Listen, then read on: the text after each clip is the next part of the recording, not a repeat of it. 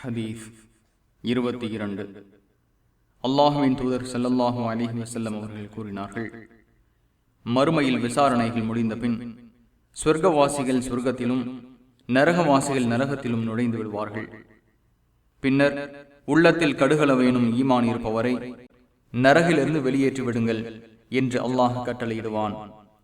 உடனே அவர்கள் கருத்தவர்களாக அதிலிருந்து வெளியேற்றப்பட்டு ஹயாத் என்ற ஆற்றில் போடப்படுவார்கள்.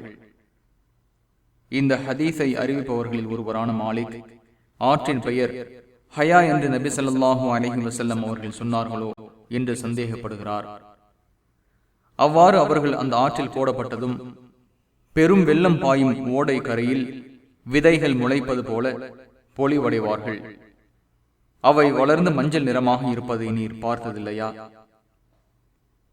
இதை அபூ சயீத் அல் குத்ரி ரலியல்லாஹு அன்ஹு அவர்கள் அறிவிக்கின்றார்கள். இதை ஹதீஸை முஹைப் அறிவிக்கும் போது ஹயா அல்லது ஹயாத் என்று சந்தேகத்தோடு அறிவிக்காமல் ஹயாத் எனும் ஆறு என்று உறுதியாக குறிப்பிடுகிறார். மேலும் கடுகளவேனும் ஈமான் என்பதற்கு பதிலாக கடுகளவேனும் நன்மை என்ற வார்த்தையையும் குறிப்பிடுகிறார்.